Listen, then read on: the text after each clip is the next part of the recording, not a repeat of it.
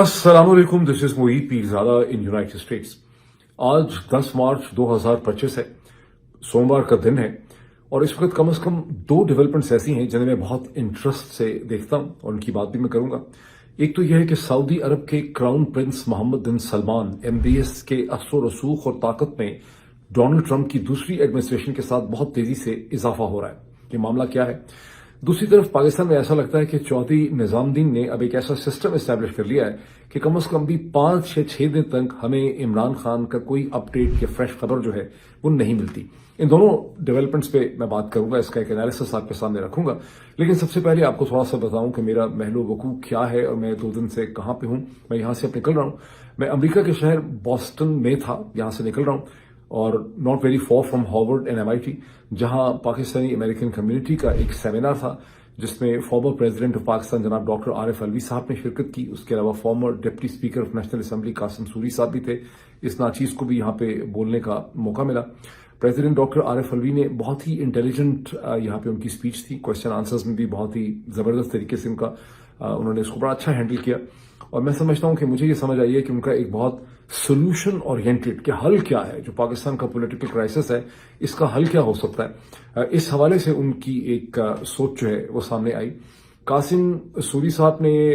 और मैंने कम से कम इस चीज के ऊपर जरूर हमारी एक कोशिश थी ये समझने के लिए कि पाकिस्तान के हालात अब जिस तरह और जिस नहज पे पहुंच चुके हैं वो ठीक कैसे होंगे। एक बड़ी इंटरेस्टिंग चीज मेरे सामने वो आई जब कासिम सूरी साहब से किसी ने ये सवाल पूछा कि आपने महारंग बलोच को, एक से ज्यादा लोगों ने सवाल पूछा कि बलोचिस्तान के हवाले से महारंग बलोच साहिबा को क्या आपने कांटेक्ट किया है, उनकी बड़ी स्ट्रगल है और वो नोबेल प्राइज के लिए भी आपको पता है 3 दिन पहले नॉमिनेट हो चुकी हैं। इससे पहले BBC ने उनके बारे में एक बहुत ही ह्यूमन राइट्स के हवाले से उनके ऊपर एक बहुत जबरदस्त स्टोरी निकाली। फिर टाइम्स मैगजीन ने उनके ऊपर स्टोरी निकाली। उनको दुनिया की मेरे ख्याल 100 मोस्ट इन्फ्लुएंशियल पर्सनैलिटीज में उन्होंने शुमार कर लिया। तो जब ये सवाल पूछा गया कि क्या आपने महारंग बलोच से पाकिस्तान तहरीक इंसाफ ने राब्ता किया है, तो मुझे बड़ी हैरानगी हुई जब कासिम सूरी साहब ने लोगों को ये बताया कि महारंग बलोच ने पाकिस्तान तहरीक इंसाफ को ये टका जवाब दिया है कि हम इस स्टेज के ऊपर किसी भी पाकिस्तान की पार्लिमानी सियासी जमात के साथ कोई राब्ता नहीं रखना चाहते। अब इसका क्या मतलब है, इसकी क्या अहमियत और सिग्निफिकेंस है और ये उनको नोबेल प्राइज के लिए किसने नॉमिनेट किया है मुझे क्लियर नहीं हो सका कि उनको द टाइम मैगजीन ने नॉमिनेट किया है, उनको BBC ने नॉमिनेट किया है, किसी यूनिवर्सिटी ने नॉमिनेट किया है, लेकिन भले उनको नॉमिनेट किया है। इस तमाम चीज की इस स्टेज के ऊपर सिग्निफिकेंस क्या है। अब आए former prime minister of Pakistan जनाब इमरान खान की तरफ, कैदी नंबर 804 जो अडयाला जेल में है। ये एक इंटरेस्टिंग सिचुएशन है कि लगता है कि चौधरी निजामुद्दीन साहब ने कोई ऐसा सिलसिला जो है वो इस्टेब्लिश कर लिया है कि ऐसी हिकमत अमली है कि पाकिस्तान के मीडिया को, सोशल मीडिया को, लोगों को कम से कम 5-6 दिन तक इमरान खान की कोई खबर ना ही मिले, उसके दरम्यान में एक पॉज आ जाए। ये मुझे लगता है कि ये बाकायदा एक स्ट्रैटेजी है। बिकॉज अगर आप सर्च करें, जैसे मैंने गूगल सर्च किया इमरान खान को मुख्तलिफ टर्म्स डाल के, तो मैं आपको स्क्रीनशॉट दिखाता हूं, तो इमरान खान के बारे में जो आखिरी खबर वहां पे गूगल पे रजिस्टर हो रही है under the name Imran Khan, वो कम से कम भी 5 दिन पुरानी है। 5 दिन, 6 दिन, 7 दिन पुरानी, फिर उसके अलावा बहुत खबरें आपको मिलती हैं, लेकिन 5 दिन के बाद यानी पिछले 5 दिन से कोई आपको वहां पे इमरान खान के हवाले से फ्रेश खबर जो है वो नहीं है कोई।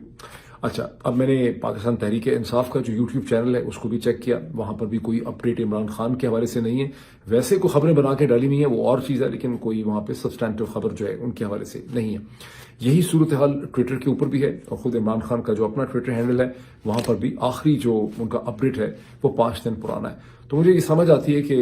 ये एक हिकमत अमली है और इसको चेक किया जा रहा है। अगर आज इसमें 5 दिन का वक्फा है, हो सकता है बाद में ये 10 दिन का वक्फा जो है वो बदल जाए। पहले भी आपको पता है कि एक दफा इमरान खान के ऊपर एक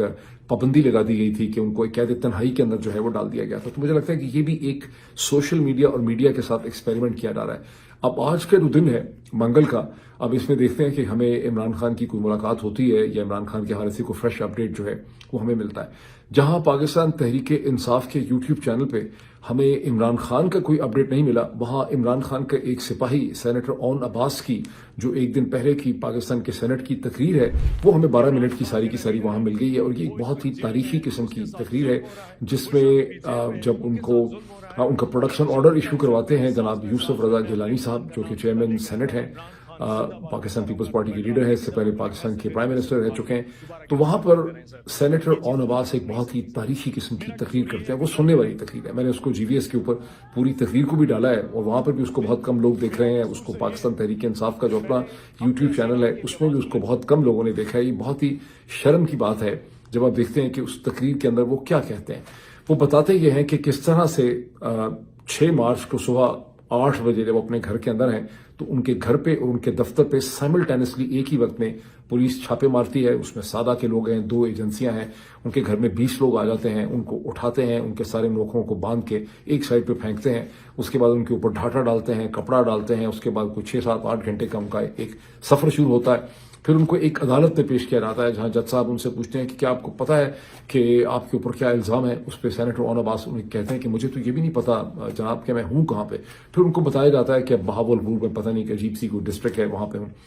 پھر وہ ان کو جج صاحب بتاتے ہیں کہ آپ کے اوپر 5 ہرن مارنے کا جو ہے الزام ہے. میں نے پچھلے ویلوگ کے اندر بھی اس کا میں نے ذکر کیا تھا, لیکن اس وقت ان کی پوری تقریر جو ہے وہ سامنے نہیں آئی تھی. میں چاہتا تھا کہ اس کے امیجز بھی آپ کو دکھاؤں, اس تقریر کا چھوٹا سا ٹکڑا بھی میں آپ کے سامنے رکھوں جہاں سینیٹر اون عباس اس کو ڈسکرائب کرتے ہیں کہ ان کے ساتھ کیا ہوا. وہ یہ بھی بتاتے ہیں کہ یہ وہی تھانہ, یہ وہی جیل ہے جہاں ان کو رکھا گیا, جہاں ان کو پتا چلا کہ پہلے فواد چودھری صاحب کو بھی رکھا گیا تھا, شہریار آفریدی کو بھی رکھا گیا تھا. البتہ فواد چودھری کے اوپر الزام یہ تھا کہ انہوں نے پانی کی نلکیاں, یہ ٹوٹیاں جو ہیں, وہ ٹوٹیاں وغیرہ جو ہے انہوں نے چوری کی ہیں. شہریار آفریدی میں بھی کوئی ایسا ہی مذہب کا خیز قسم کا الزام تھا. سینیٹر اون عباس یہ کہتے ہیں کہ اللہ کا بڑا شکر ہے کہ میری عزت رکھی ہے, میرے پہ کم از کم ہرن مارنے کا ریسپیکٹیبل قسم کا میرے پہ الزام ہے. پھر وہ یہ بتاتے ہیں چیئرمین سینٹ کو کہ مجھے یہ سزا کس چیز کی مل رہی ہے. انہوں نے کہا مجھے یہ سزا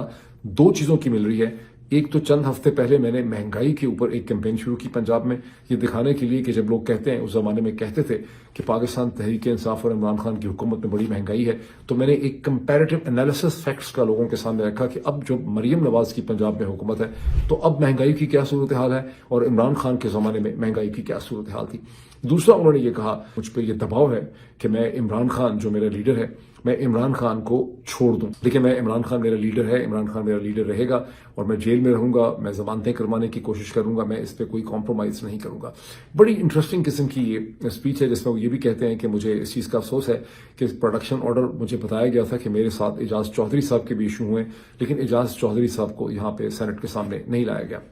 جب میں نے یہ تقریر دیکھی اون عباس صاحب کی تو مجھے آج سے 3 سال پرانے 2022 کی ان کے ساتھ ایک میٹنگ بہت یاد آئی جو اسلام آباد کے F6 کے ایک ریسٹورنٹ میں میں نے ان کے ساتھ 2-3 گھنٹے کی ایک میٹنگ کی تھی سمجھنے کے لیے کہ اون عباس کون ہے اور کہاں سے آئے ہیں. اور میری ملاقاتیں ان کے ساتھ رہیں ٹیلی ویژن پروگرامز میں, لیکن یہ بہت تفصیلی نشست تھی ان کے ساتھ. اور جب وہ مجھے اپنی ڈگریز کا بتایا, برطانیہ کا اکنامکس کے کانسیپٹس پہ بات کی, انہوں نے اپنے بزنس کا مجھے بتایا, اپنی فیملی کا بتایا, تو میرا بے ساختگی کا اون عباس سے یہ سوال تھا کہ بھئی آپ جیسا بندہ, آپ کے بیک گراؤنڈ کا بندہ پالیٹکس میں کیسے آ گیا. اس پہ مجھے سینیٹر اون عباس نے یہ بتایا کہ کیسے آج سے پتہ نہیں 8-10 سال پہلے عمران خان نے, یہ اس سے بھی زیادہ پہلے عمران خان نے سینیٹر اون عباس کو یہ کنونس کیا کہ دیکھیے آپ جیسے لوگوں کی یہ ذمہ داری ہے کہ پاکستان کی پالیٹکس کو بدلنے کے لیے آپ جیسے لوگوں کو سیاست میں آنا چاہیے, اور آپ کی طرح کے جو مڈل کلاس کے پڑھے لکھے لوگ ہیں وہ چونکہ سیاست میں نہیں آتے, اسی لیے سیاست پاکستان کی اتنی بدنام بھی ہے اور اتنی گندی بھی ہے. تو اب جب پاکستان کی سیاست میں سینیٹر اون عباس کی طرح کے لوگ آئے ہیں تو آپ دیکھ رہے ہیں کہ پاکستان کی سیاست تو چودھری نظام الدین پورا سسٹم جو ہے وہ ان کے ساتھ کیا کر رہا ہے. اب آج کا جو دن ہے اس میں پاکستان کے فارم 47 کے جو صدر ہیں جناب آصف علی زرداری صاحب, وہ ایک جوائنٹ سیشن کی, شاید اس وقت شروع ہو رہا ہو جوائنٹ سیشن پارلیمنٹ کا, اس سے وہ خطاب کریں گے جس میں اس حکومت کی جو پوری پرفارمنس ہے, اس کی جو اچیومنٹس ہیں, اس کے جو چیلنجز ہیں, اس پہ روشنی جو ہے وہ ڈالی جائے گی. ویسے تو صدر آصف علی زرداری کا یہ 8واں تقریر ہوگی ایک جوائنٹ سیشن سے, اور اس سے پہلے میرے خیال آخری انہوں نے دسمبر میں بھی کی تھی. لیکن آج کی جو ان کی یہ تقریر اور یہ جو نشست ہے اس کی ایک بڑی غیر معمولی قسم کی اہمیت ہے. پوچھیں کیوں؟ اس کی وجہ یہ ہے کہ ان کی جماعت پاکستان پیپلز پارٹی میں اور مریم نواز صاحب کی اور شہباز شریف کی جو PMLN ہے صاحبہ کی, اس کے درمیان میں اس وقت گزشتہ چند ہفتوں سے ایک بڑھتا ہوا تناؤ ہے, تناؤ کی سی کیفیت ہے. اور وہ تناؤ کی کیفیت جو ہے وہ سندھ اور پنجاب کے درمیان پانی کی واٹر ڈسٹریبیوشن کے ایشو میں ہے. ویسے تو جنوری 2024 سے یہ ٹینشن شروع ہوئی جب ارسا جو ہے, جو انڈس ریور سسٹم اتھارٹی ہے,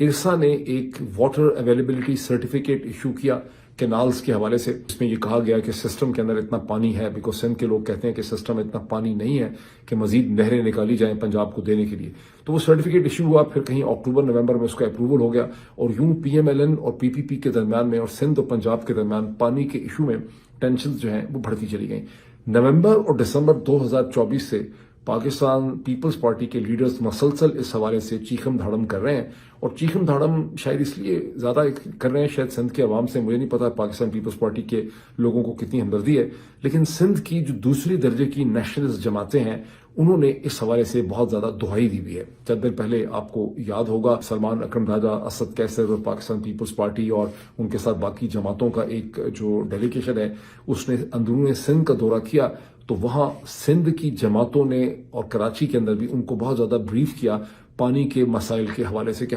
ہمارے پانی کے اوپر ڈاکہ مارا جا رہا ہے نہریں نکال کے. اور پھر آپ کو یاد ہوگا کہ سلمان اکرم راجہ صاحب نے عمران خان سے ملاقات کرنے کے بعد ہمیں یہ بتایا کہ انہوں نے عمران خان کو یہ بریفنگ دی ہے کہ سندھ کے لوگوں نے پانی کے حوالے سے کیا بتایا، اور عمران خان نے ان کو یہ کہا کہ پاکستان تحریک انصاف سندھ کے لوگوں کے ساتھ پانی کے ایشو پہ کھڑی ہوگی، ان کو سپورٹ کرے گی. جب میں نے آپ کو یہ کہا تھا کہ یہ پتہ نہیں ہے کہ وہ پاکستان تحریک انصاف جو خود اتنی پھنسی ہوئی ہے اس وقت، وہ سندھ کے بیچارے لوگوں کو کس طرح سے سپورٹ کرے گی. لیکن میں آپ کو یاد کرواؤں گا کہ اس وقت کا جو کرائسس ہے اس میں ایک امپورٹنٹ چیز یہ ہے کہ 15 فروری 2025 کو، اب سے چند دن پہلے، محترمہ مریم نواز صاحبہ نے، چیف منسٹر ہیں آج کل پنجاب کی، انہوں نے اور پاکستان کی army chief general Asim Munir جو ہیں تمغہ امتیاز، انہوں نے مل کے چولستان کینال سسٹم جو ہے وہاں پہ مزید کینالز کا انہوں نے افتتاح کیا، جہاں پر پی ایم ایل این کا یہ کہنا ہے کہ سدرن پنجاب جو ہے اس کے اندر ہم واٹر کی اویلیبلٹی کو بڑھا رہے ہیں. سندھی یہ کہتے ہیں کہ سندھ پانی سسٹم میں اتنا ہے ہی نہیں کہ آپ مزید نہریں نکالیں اور پانی بانٹتے چلے جائیں جیسے کہ آپ کے باپ کی جاگیر میں سے کہیں سے یہ پانی آ رہا ہے. اچھا، یہاں پر ایک اور بھی بہت بڑا ایشو ہے اس پانی کا، وہ یہ ہے کہ جتنی بھی پاکستان میں اریگیشن ہوتی ہے ایگریکلچر کے حوالے سے، یہ فلڈ اریگیشن ہے ابھی تک، یعنی اس میں کوئی سائنٹیفک میتھڈالوجی بہت ہی کم اڈاپٹ کی گئی ہے. اوپن فلڈنگ کرتے ہیں، اور جو کینالز ہیں ان کے اوپر کوئی ڈھکن یا کوئی کور بھی نہیں ہے. جس طرح ہندوستان میں تو ہزاروں میلوں کی جو کینالز ہیں اس کے اوپر انہوں نے سولر پینل رکھے ہوئے ہیں، تو پانی بہت زیادہ اڑ بھی جاتا ہے، پانی ضائع بھی بہت زیادہ ہوتا ہے. لیکن یہ وہ ٹینشنز ہیں جس کے بارے میں دیکھنا یہ ہوگا کہ اب جو اس وقت آصف علی زرداری اپنی سپیچ کر رہے ہیں جوائنٹ سیشن میں، کیا اس ایشو کو پاکستان پیپلز پارٹی اٹھاتی ہے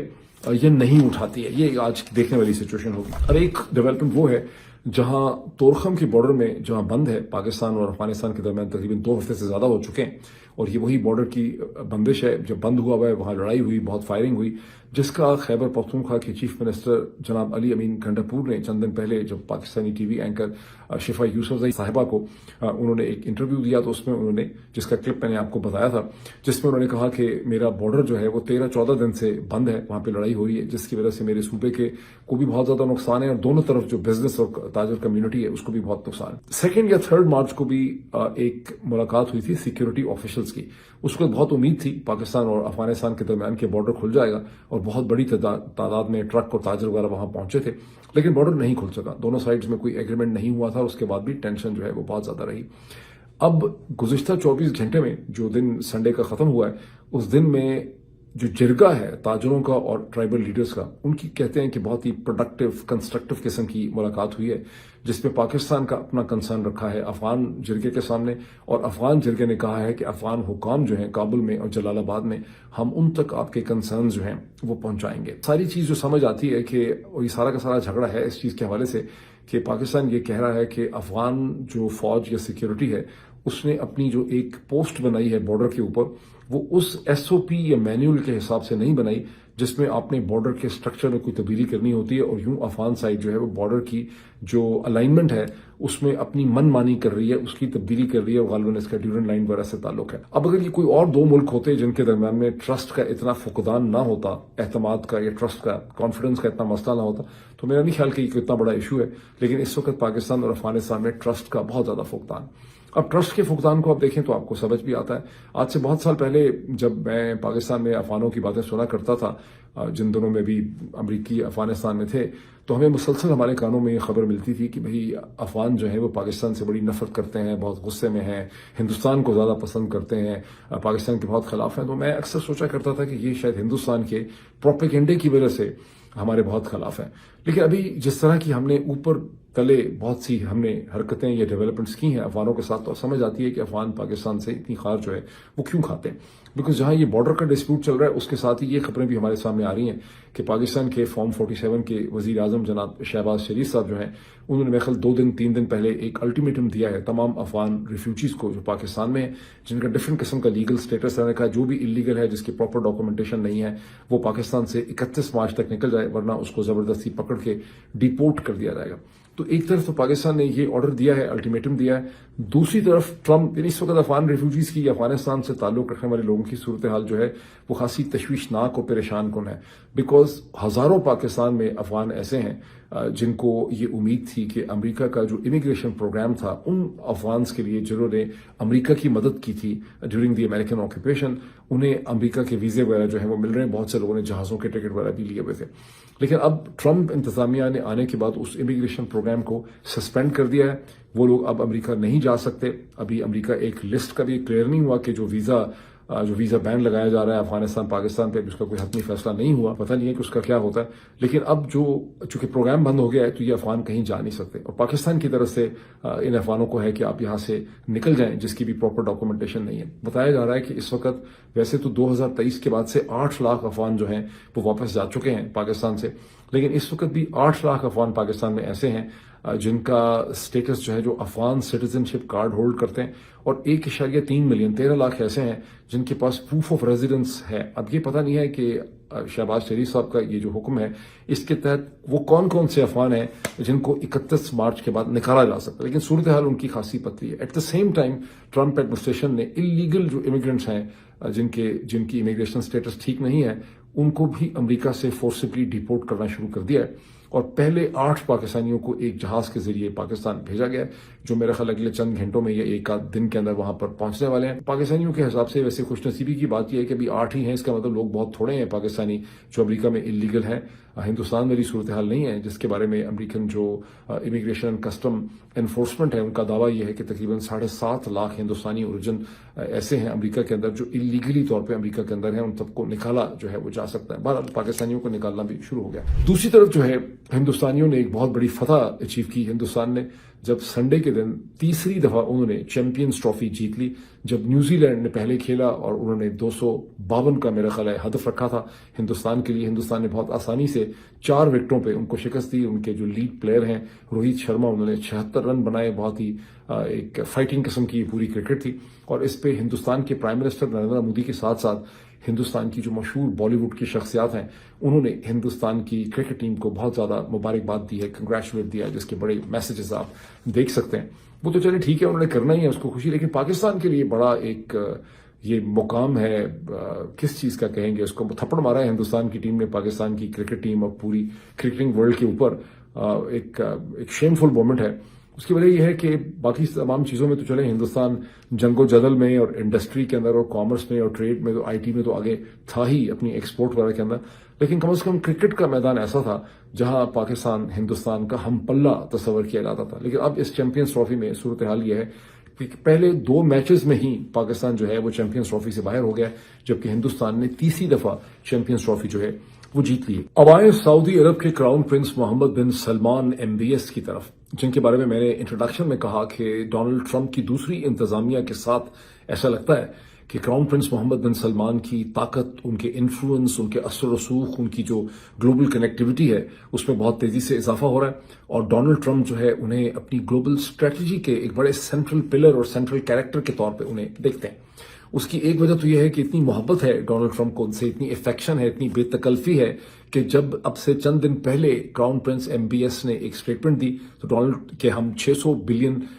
کی انویسٹمنٹ کریں گے امریکہ کی کمپنیوں میں، تو اس کے اگلے 24 گھنٹوں کے اندر اندر ڈونلڈ ٹرمپ نے بالکل ازے راہ مذاق کے کہا کہ مجھے یہ پتا چلا ہے کہ کراؤن پرنس MBS جو ہے وہ $600 بلین کی انویسٹمنٹ کریں گے امریکن کمپنیز میں، لیکن میں ان کو یہ بتانا چاہتا ہوں کہ دیکھیے ہمارا آپ سے بڑا اسپیشل ریلیشن شپ ہے، ہم آپ کے لیے بہت کچھ کرتے ہیں، تو مجھے 600 بلین نہیں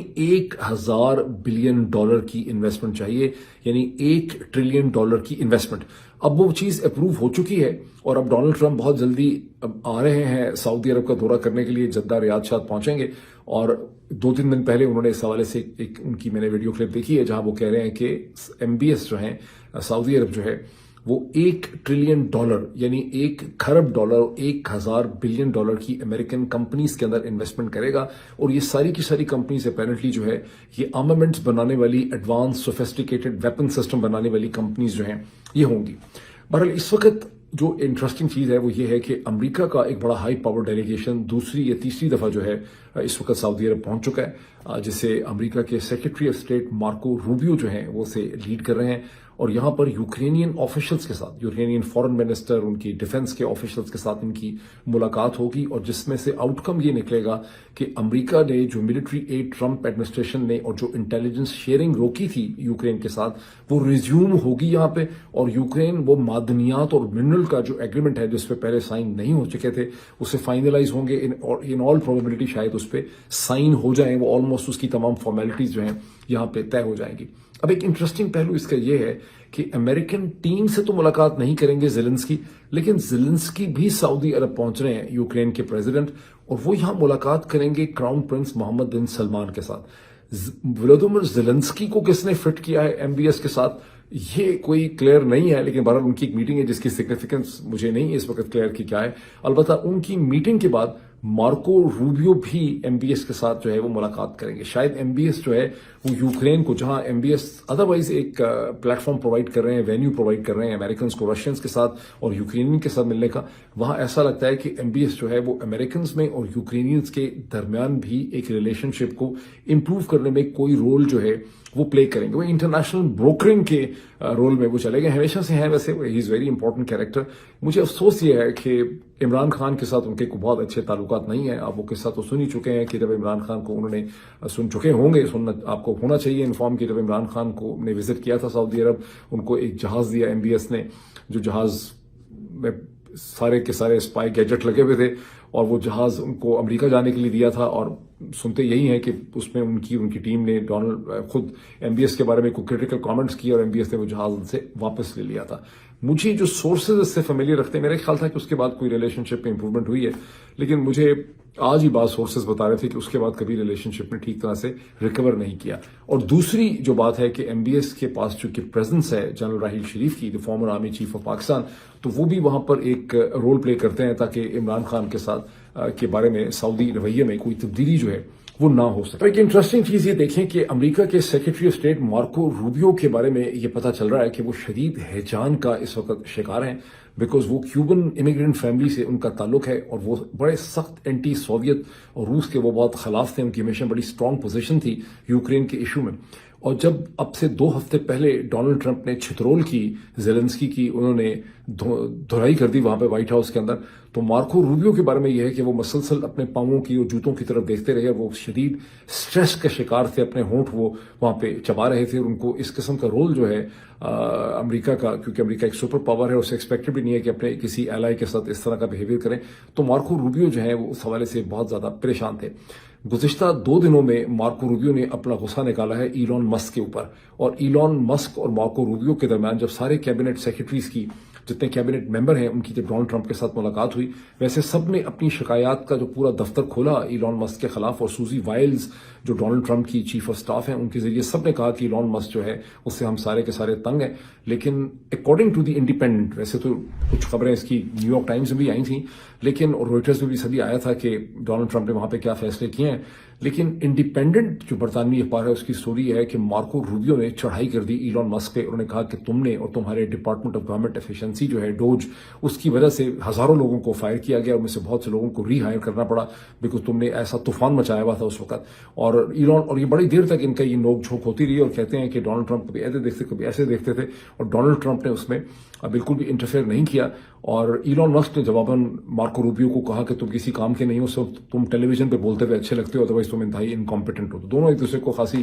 سناتے رہے۔ فائنلی اس کا نتیجہ یہ نکلا کہ ڈونلڈ ٹرمپ نے اس کے بعد یہ کہا کہ تمام جو کیبنٹ سیکرٹریز ہیں، یعنی آپ ڈائریکٹر نیشنل انٹیلیجنس ہیں یا CIA کے ہیں یا FBI کے ہیں یا کسی بھی ڈپارٹمنٹ کے ہیں یا ڈپارٹمنٹ آف اسٹیٹ کے ہیں، آپ لوگ جو ہیں اپنی تمام ایجنسیز کی ہائرنگ، فائرنگ، ڈسپلن اور پلیسمنٹ کے لیے آپ خود پالیسی بنائیں گے، اور ایلون مسک کا اس کے ساتھ کوئی تعلق نہیں ہے۔ Elon Musk and Department of Government Efficiency DOGE جو ہے وہ صرف اور صرف ایک ایڈوائس آپ کو کر سکتا ہے، ریکمنڈیشن دے سکتا ہے، لیکن فیصلہ آپ نے کرنا ہے۔ ایلون مسک فیصلہ ساز نہیں ہے۔ یوں Elon Musk is being cut to size, اور ایلون مسک نے اس سے ایگری کیا. لیکن ذرا اس کی ستم ظریفی یہ دیکھیے کہ ایلون مسک کی فورسفل ریکمنڈیشن پہ 1,00,000 سے زیادہ فیڈرل امپلائیز جو ہیں امریکہ کے اندر گزشتہ چند ہفتوں کے دنوں کے اندر فائر ہو چکے ہیں. اور یہاں پہ ایک کرائسس ہے، میں واشنگٹن میں سے واقف ہوں، ہاؤسنگ پرائسز جو ہیں وہ اوپر نیچے ہو چکے ہیں. پچھلے 36 گھنٹوں میں ڈونلڈ ٹرمپ نے ایک اور بھی بڑی انٹرسٹنگ اسٹیٹمنٹ دی ہے نیٹو کے حوالے سے، جس میں ان سے سوال پوچھا گیا کہ نیٹو کے جو ممبران نے اپنے پورے ڈیوز پے نہیں کیے،